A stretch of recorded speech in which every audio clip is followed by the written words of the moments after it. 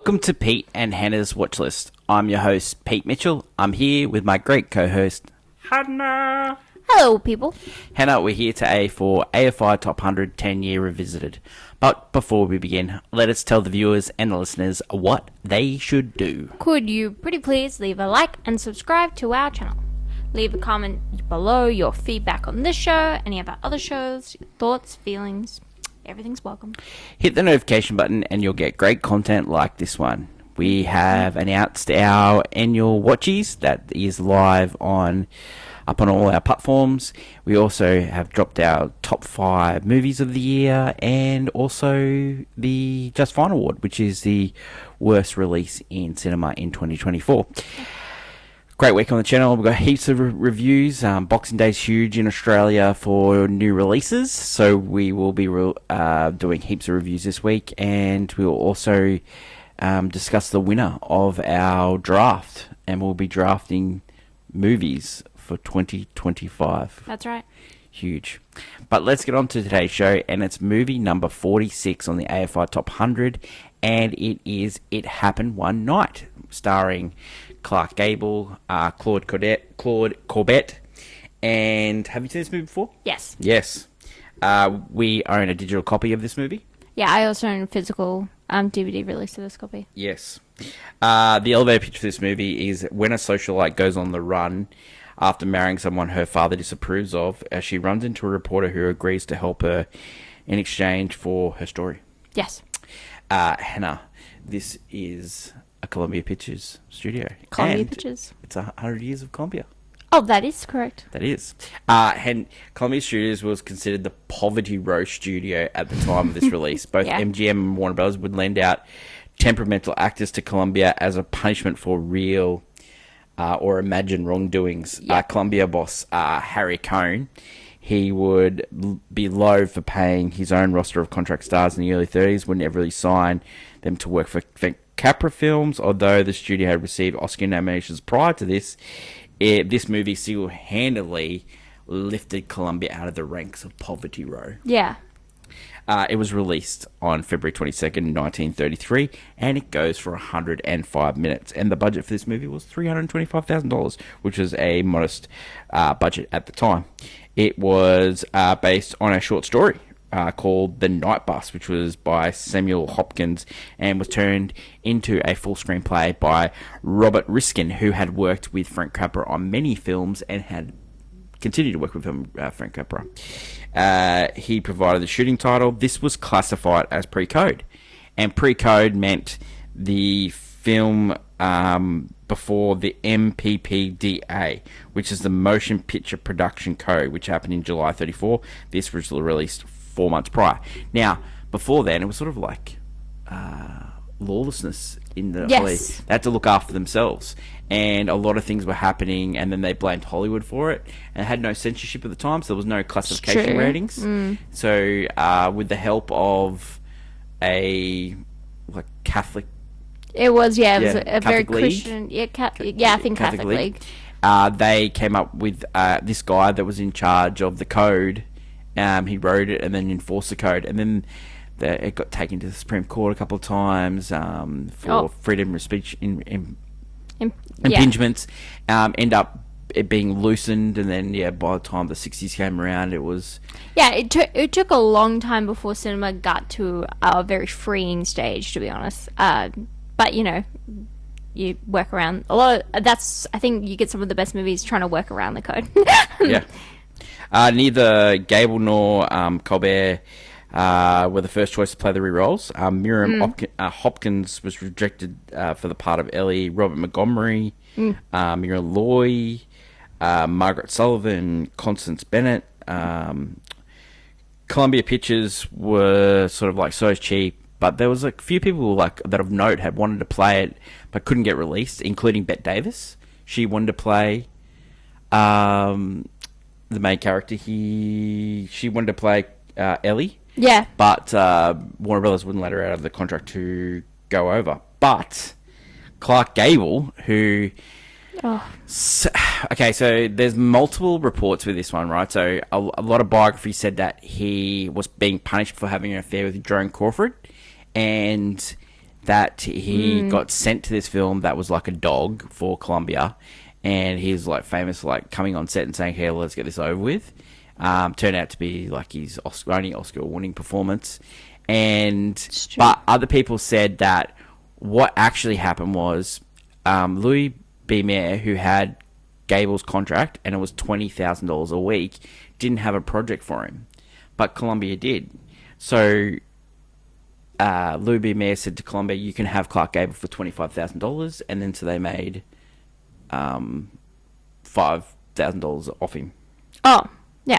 Sorry, he got paid. He got paid an extra $500. Yeah. And so Louis B. Mayer pocketed that. It was $2,500 per week. It was $25,000 a year. So Yeah. So they, pocket. yeah. So they Louis B. paid Mayer a made little extra just to have it. Louis B. Mayer actually got a little bit of money out of that thing. It's very interesting. I think Clark Gable was one of those actors you hear a lot of misinformation about. Like sometimes people go, "Oh, it was great to have him." And some people are like, "No, he was the worst on set." He's an interesting. Well, this one, both Clark and Corbett have both prickly. Would be the I'd thing. say, yeah. But on the set, they seem to get along okay. Like Yeah. they had a couple of they had a couple of run-ins, but they ended up like just.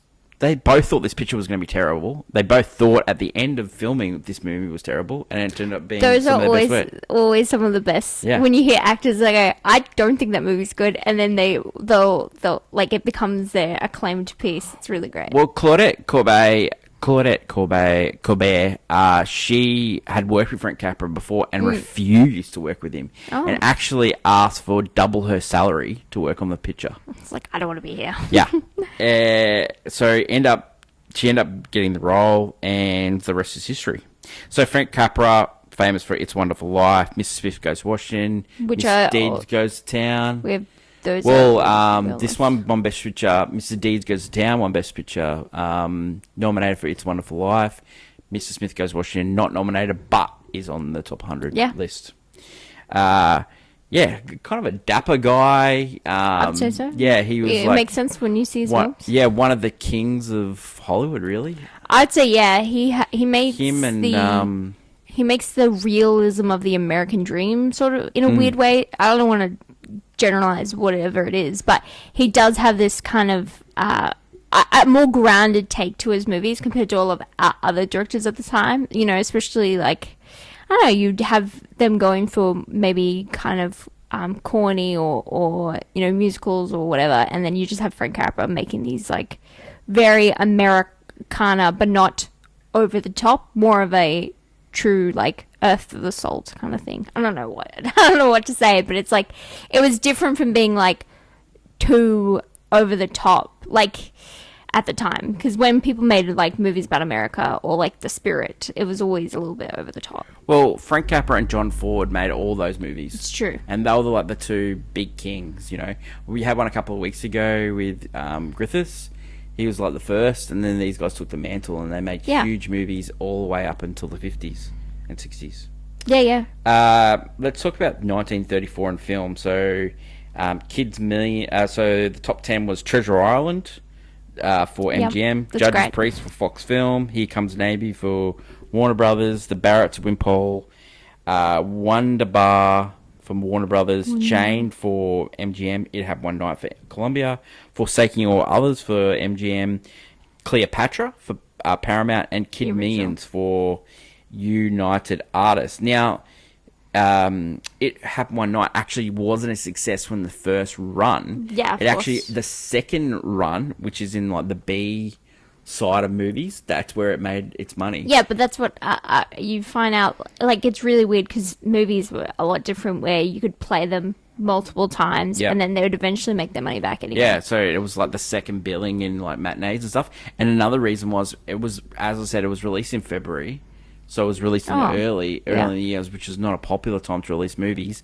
And also, Columbia didn't do much marketing at all. So it was like a word of mouth sort of the campaign. Ended up being like, up until the 80s, one of the most successful movies that Columbia ever did. Oh, yeah? Yeah.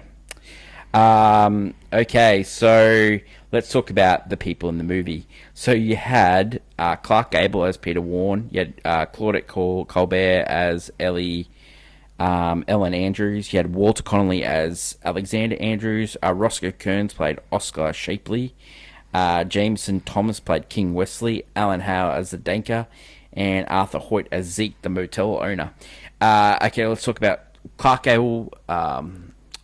He's Brett Butler in Gone with the Wind, which we'll look into later. Yeah. But he Muni the Bounty. He was like, I think he's also remembered just because he was the hot guy of that time in the 30s. He's like the Leonardo DiCaprio of that time. He was just like the it boy. Everyone loved him.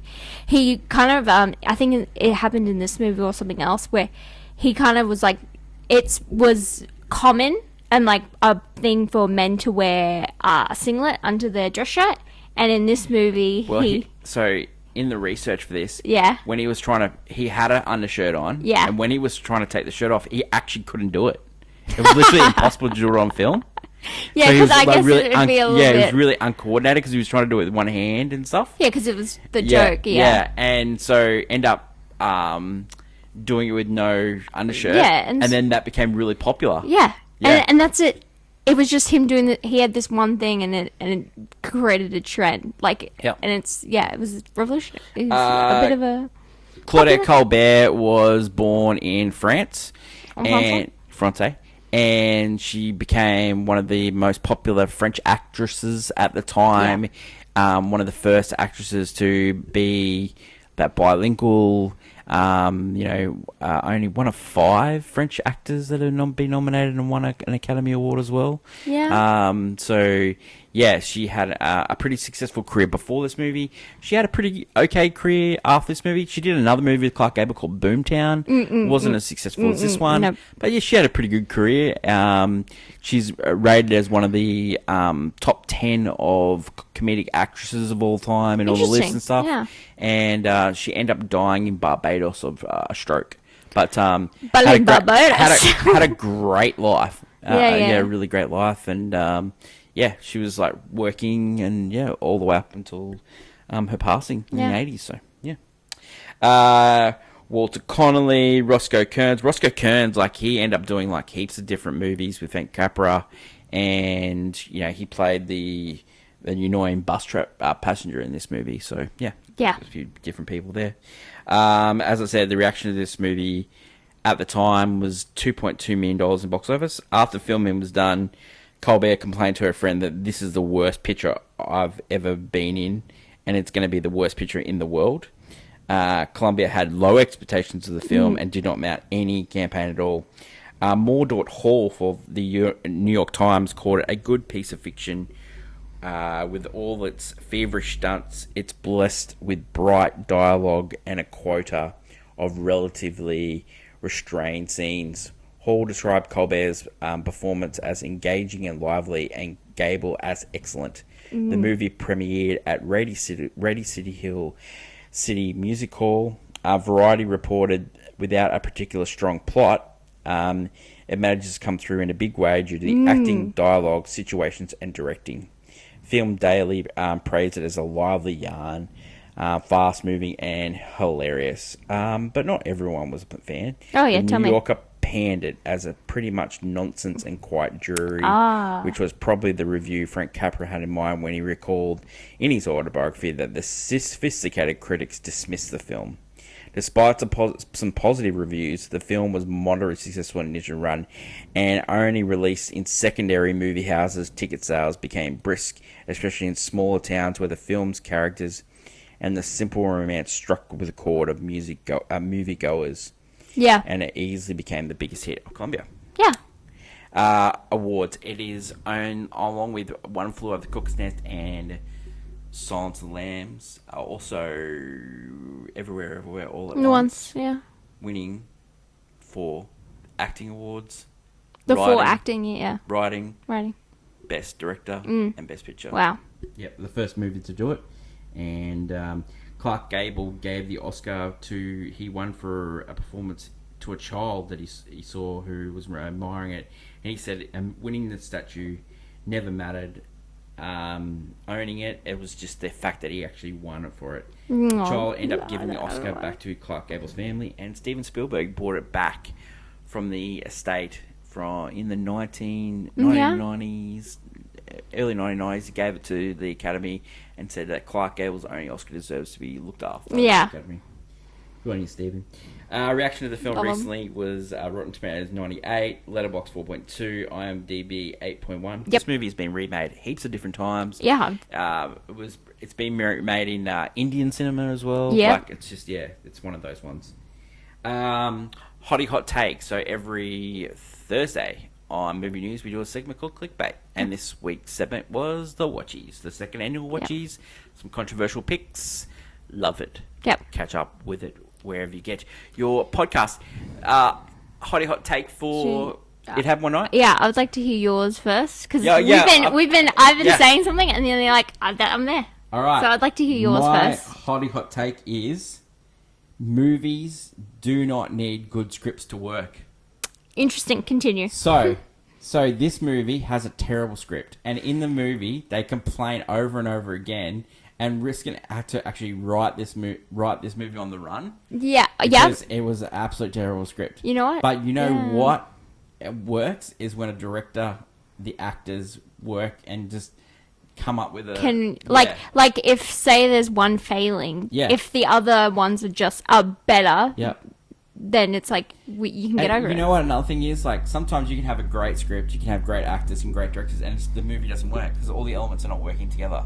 This movie, the script, whatever they had, worked with the actors.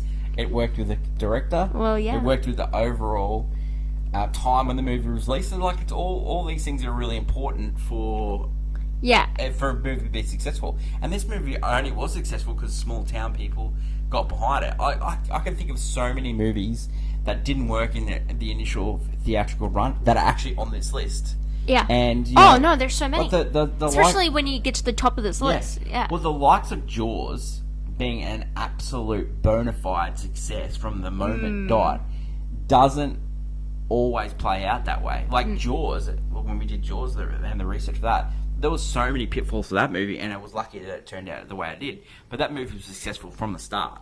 But things like this movie here wasn't successful at the start. It was a slow burn. But the movie like D.W. Griffiths was Intolerance. Like, everyone loves that movie now. But at the time, that movie wasn't successful. No one liked it. Yeah.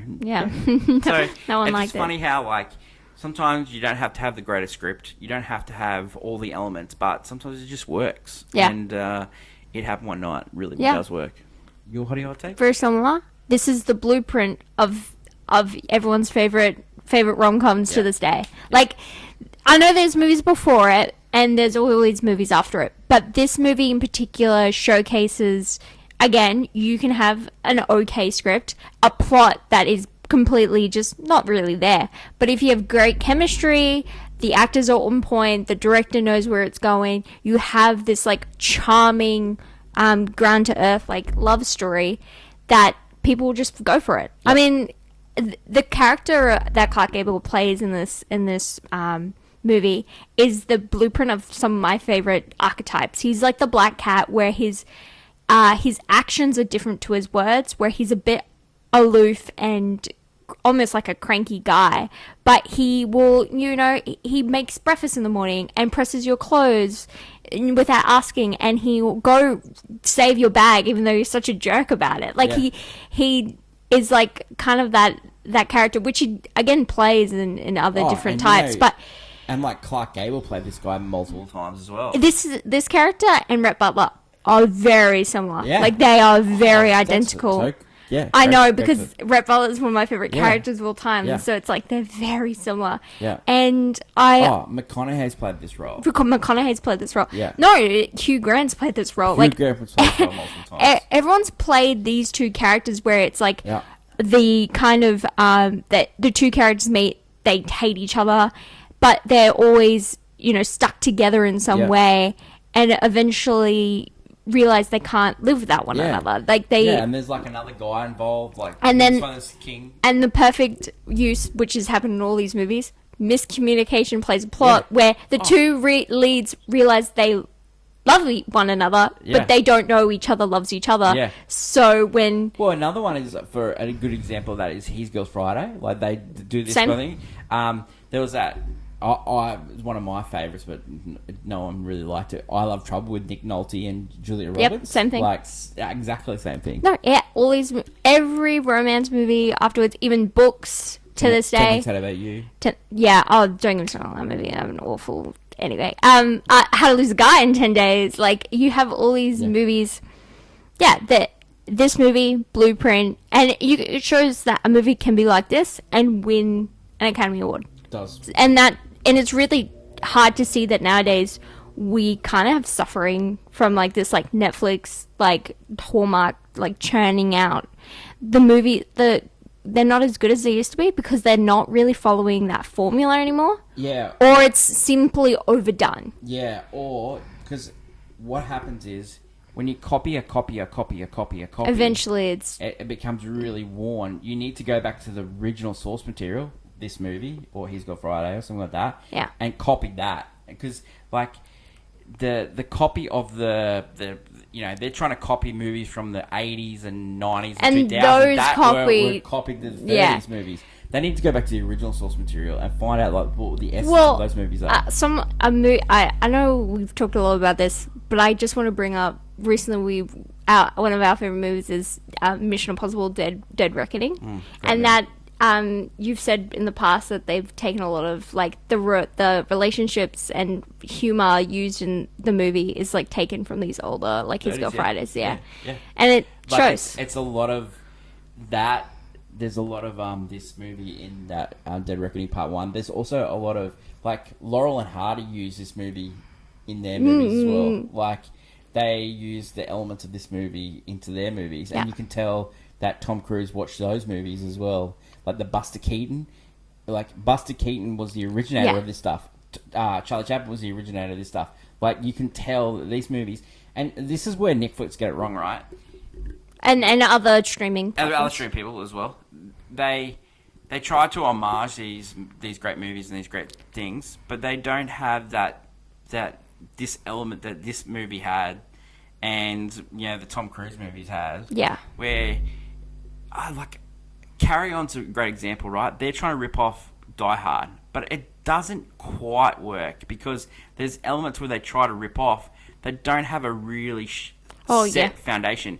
One of the guys I follow on TikTok, he came up with this great point about Carry On, right? And they tried to work it perfectly to Die Hard, but the difference was they got just a random guy off the street to shoot somebody dead, but in Die Hard they actually got a cop to shoot somebody.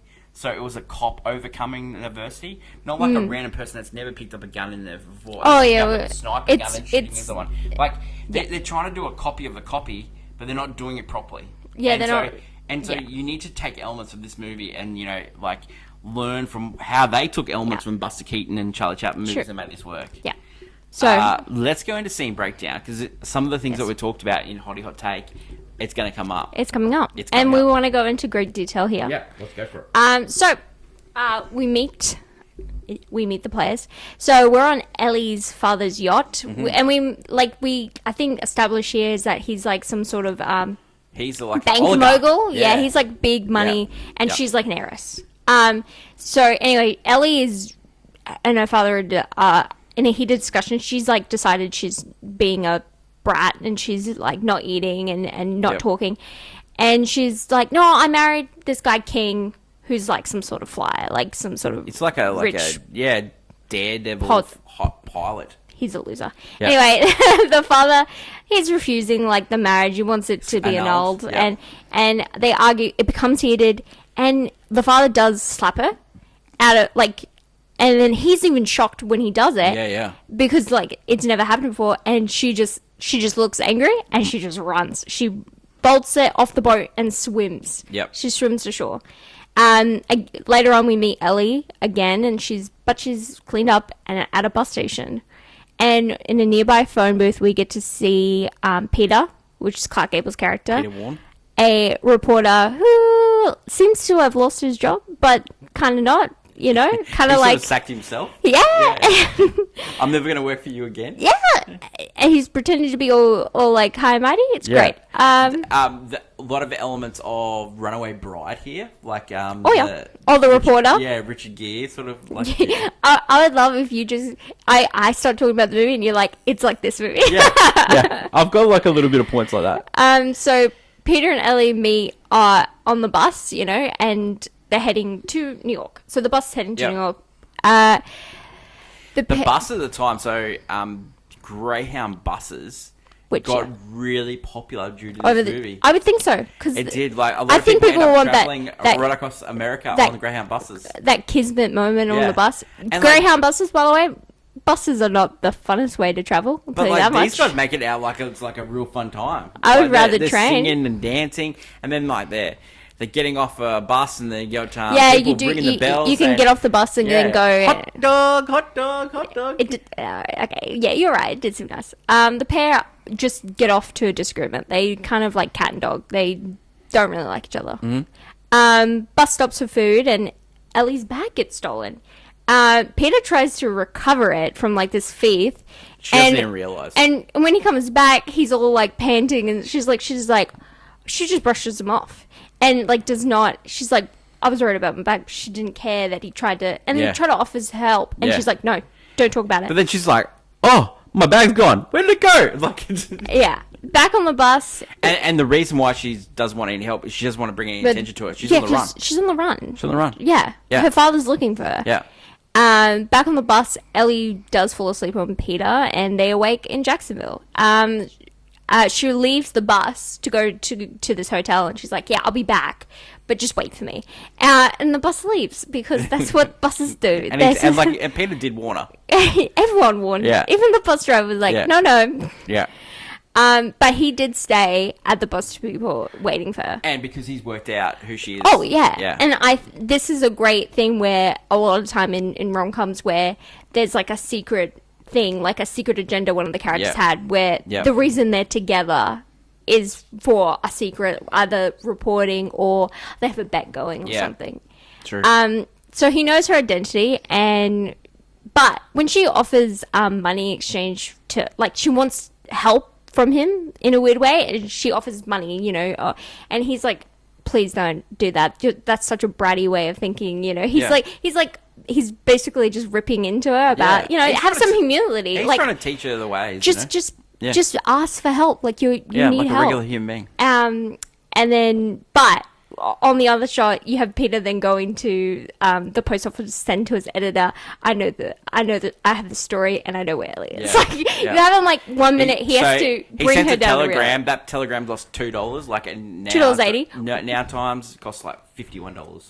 Well, you just send a text. Yeah, exactly. So they get back on the bus. Back on the bus. She doesn't sit next to him. She doesn't. She just sits next to this other guy, and Big fat guy. It sits this other guy that starts annoying her. That was earlier. Yeah. Sits to the annoying guy, and then Peter swoops in. And he's like, "No, that's my wife. Please stay away." He seems aloof, and then this is just one of those like things where he's just like, it just feels like his actions are saying otherwise because he's like being mean, but he saved her. Like it's one of those moments. Yeah. They do end up resting for the night at an auto camp, which is like a little motel the bus thing. can't go apart because it's raining, and the bus can't go over a bridge because it's washed out. So they end up going to a camp. It's an auto camp, so it's like you park your car and you stay in a cabin. They stay in the same room because they pretend to be a married couple. But this is when Peter does reveal that he is reporting, which I like this. No lies. He tells the truth. He's like, he's a reporter who is only helping her for the story. And so, you know, he just breaks it down like this is how it's going to be. You know, if you get difficult, I'll tell on your father, blah, blah, blah. Anyway, he puts up a blanket wall for the night. He calls that the Walls of Jericho. Now, there's a funny story about this Walls of Jericho, right? Please tell me. Claudette Corbett didn't want to get undressed in front of the camera, and it's a somewhat puzzling act because she had done a nude milk bath scene in Empress of Pompeii in 1932, the Sign of Cross in 1932, and another in Cleopatra in 1934. But so Frank Capra came up with the idea of the curtain between them and became the walls of Jericho, and then the only way you could The pull trumpet, down because it's a trumpet, thing. yeah, the It's Israelites, very, yeah. very funny. Yeah. I love this scene. And so this, like, he's sort of like putting them through the years. He goes, I like my privacy. So he's like a sort of a joke. He is. Yeah. He is. Yeah. And then so the blanket's up, and then she feels uneasy. He starts just taking off his clothes, just so she'd go to her other side and just get ready for the night. He's kind of like disarming her, and he's very funny in this scene. I just find he's like, this is when you get that, like, he's dressing down and he's not in a undershirt. He's just like, He's quick to temper as well with her, because like he's really frustrated with her, because like as the film progresses, it's not just he becomes frustrated, he's protective over her, because he starts to always fall in love. He starts to fall in love, but Yeah. also it's like he wants to take care of her, And he's sort of pushing her away as well at the same time. Like he's sort of like trying pushing to play her away, because that's his thing. Yeah. And then and she, and I'll get into this right now. As the next morning, so he's made breakfast. He's had a shower. He's went and bought breakfast. He pressed her dress Yeah. for her. He then gave her stuff so she'd go have a shower. Yeah. Everything, like, He's like, stuff, like he's like, Yeah. it's like a married couple. Golden retriever action here, you know? Yeah. Black cat to golden retriever. It's so cute.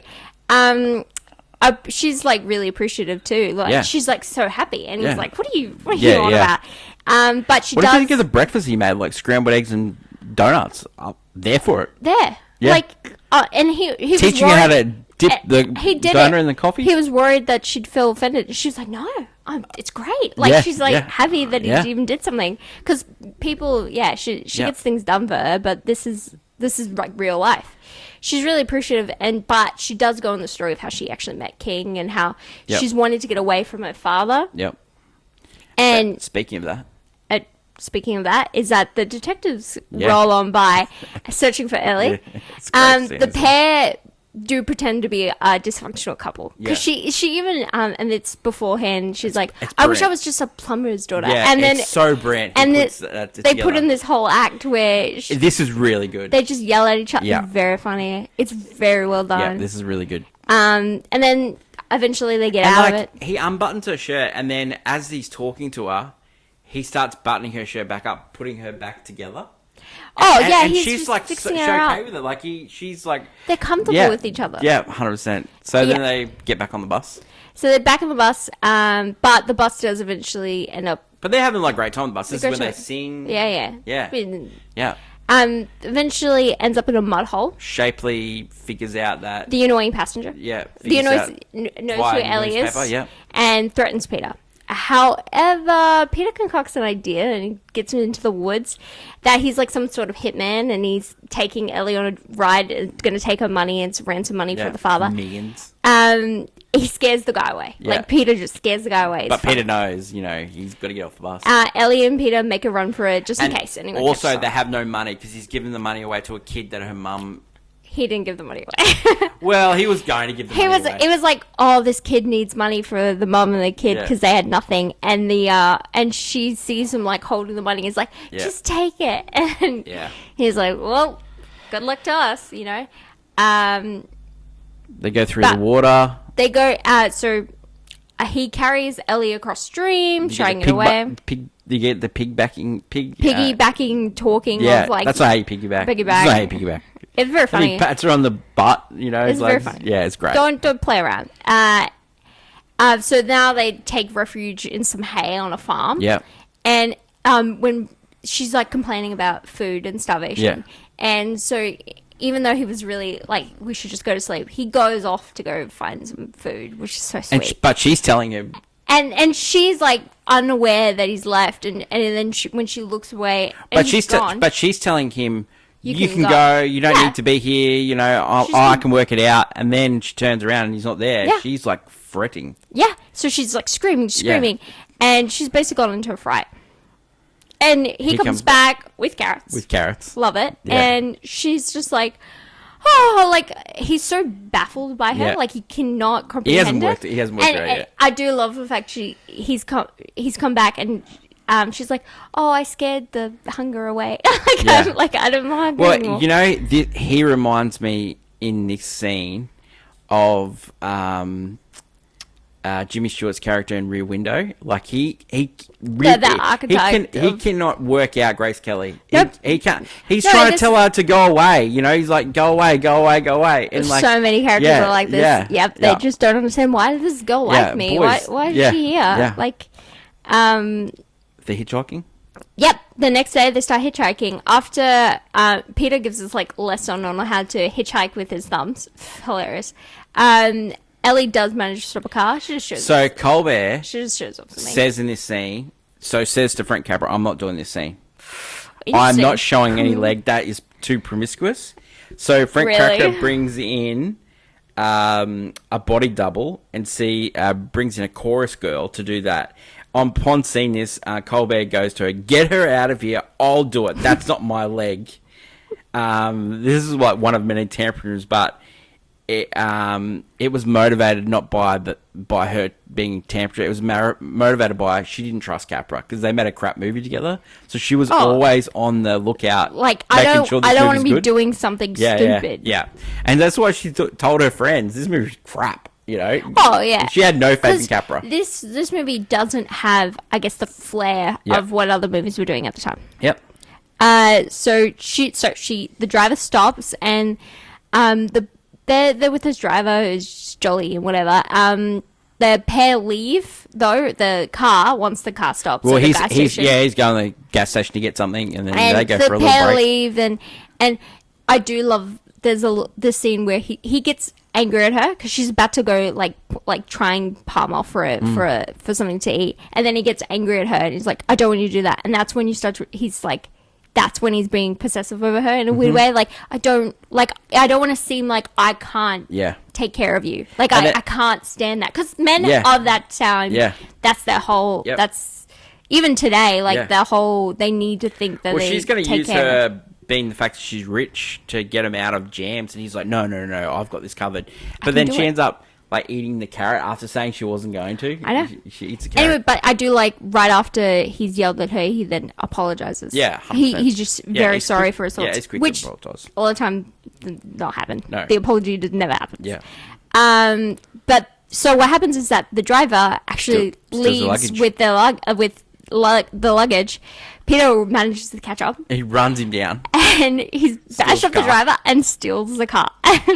Which you're like, okay. He's Yeah. like, that guy was just a thief who picks up hobos and takes their stuff. And it's like, oh, okay. So okay. they're making good time now. They're driving. Yep, they drive. They stop for the night in a motel. But why do they stop tonight? Because she doesn't want to get to New York. She doesn't. She's trying fallen to, in love with him. and she's found the newspaper saying that Yeah. her father and King have made up. Yep, and her they husband. want her to come home. Yep. But But she doesn't want to be there. She wants to be with Peter. She's loving this trip. the two have. She gives her the silly reason. Oh, you don't turn up at 3:00 in the morning. No one will be awake. Yeah.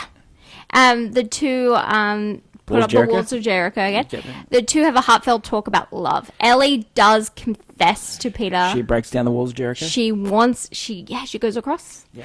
And she's just like pleading with him, like, I am in love with you and I want that life. I want that island.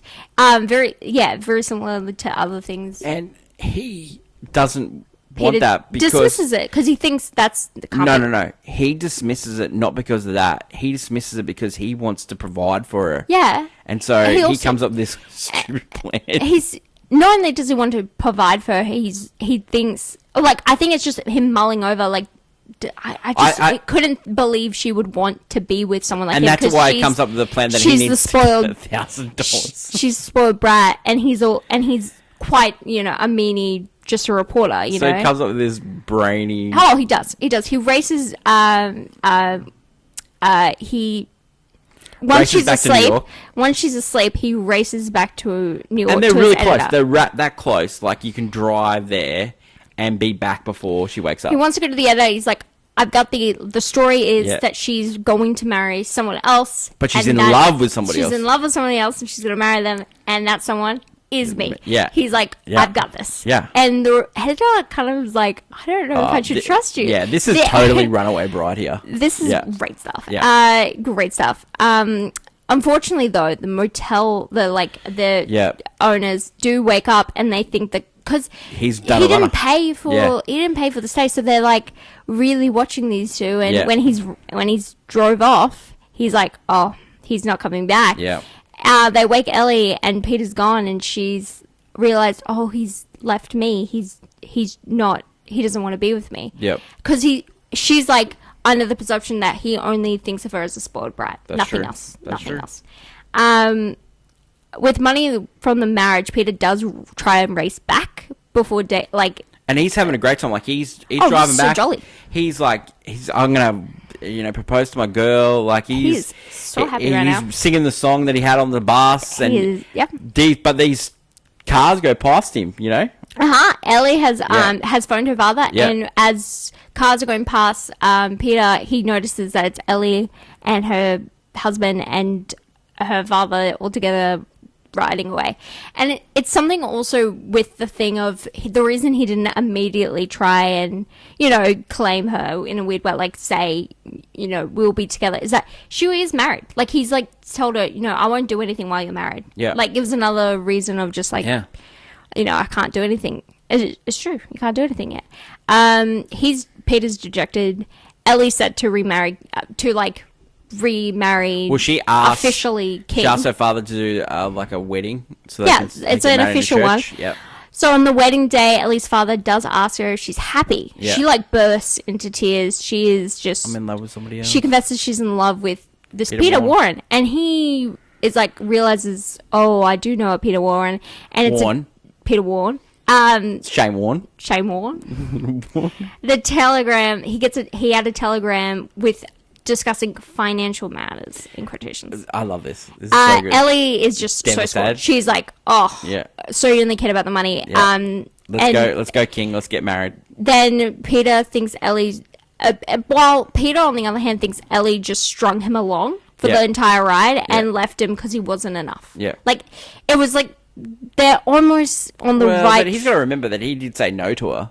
Yeah, but in his mind, because it's in his mind, Yeah. his truth is that he was just it was a pause until he was ready Yeah. to come back. Yeah.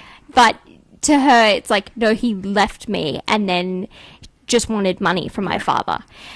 Ellie's father does meet with Peter. Yep. Who only wants what he's owed, just the money I spent to get the car, Yeah, gas. the bag, the hat. Yeah, I just Short. I had to get rid of all this stuff to help her. $39.60. I don't want the $1,000 reward. No, thank you. 10,000. 10,000. Yeah. Sorry, 10,000. $10,000. Yeah. He thinks he's going to get $39. This is similar.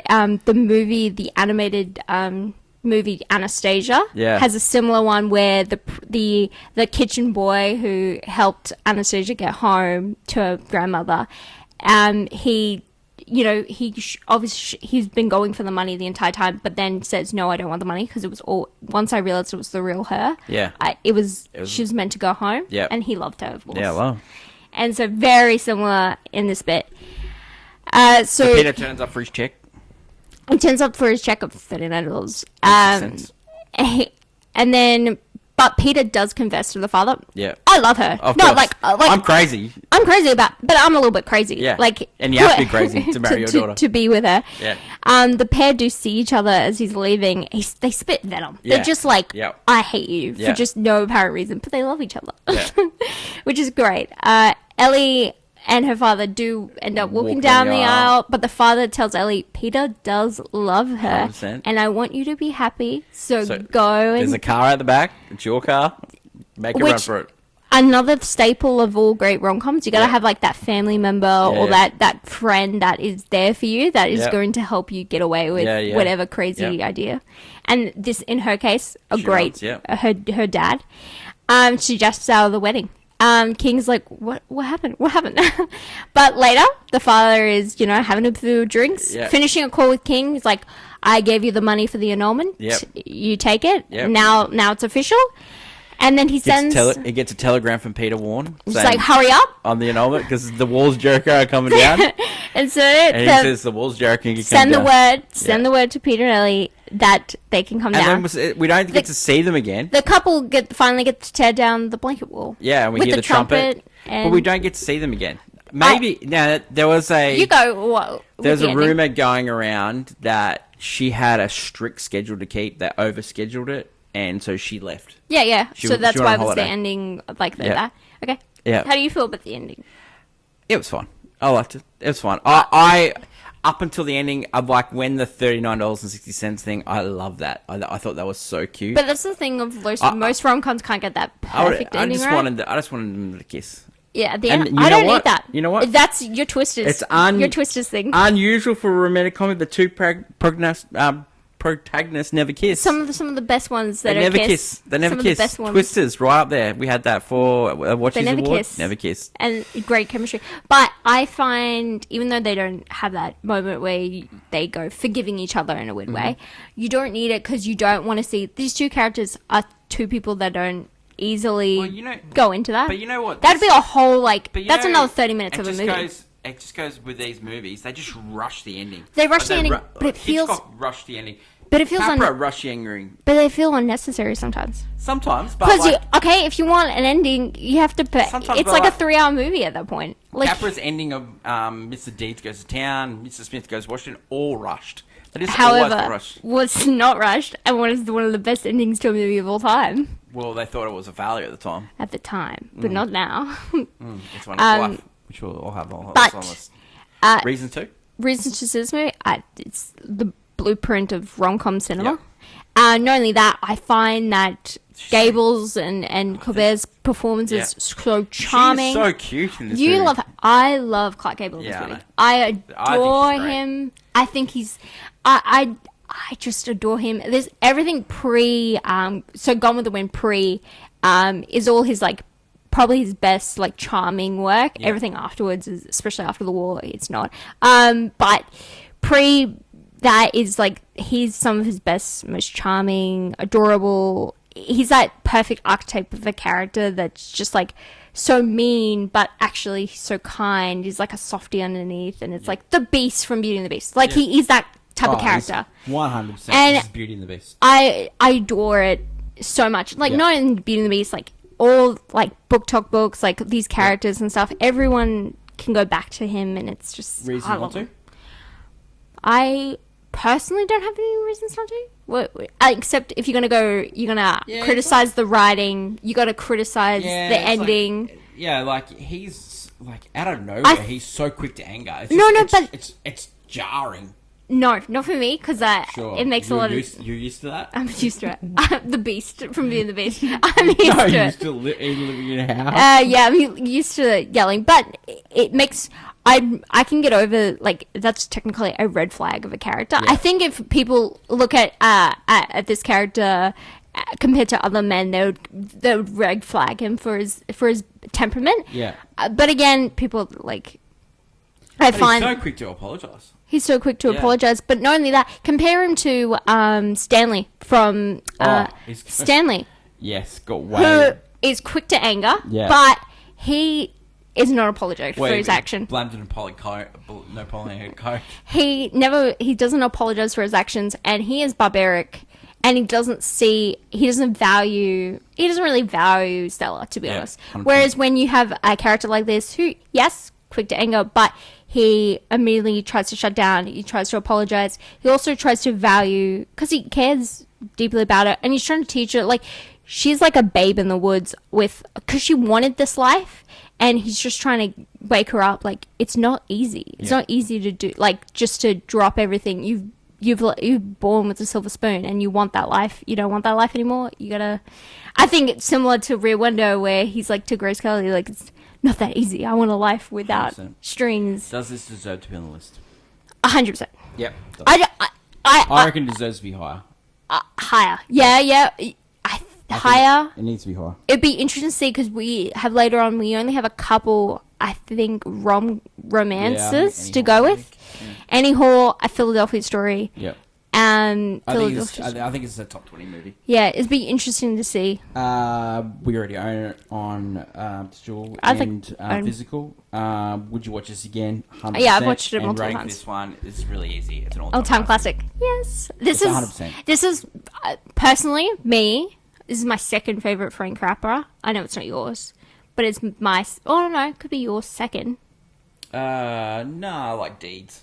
You like Deeds? Yeah, Deeds. It's my second favorite. Yeah. Well, Deeds has got Cooper and Gene Arthur. I know. Yeah, that's a good twosome. I This see. will be my third. This.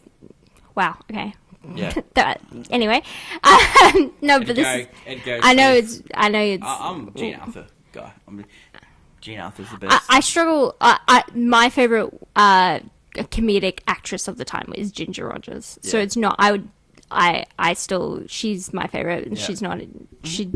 I prefer her comedy over Yeah. everyone else's at the time. Well, that's it. Great show. Awesome. Yes. Thanks for a great scene breakdown, Hen. Yeah. Next week, 45, Shane.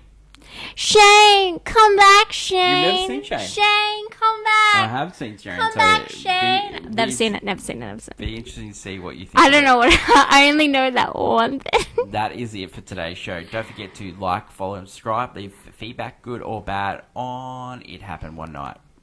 That is my lovely co-host Hannah. Long live cinema, and until we meet again, it's bye for now. Bye.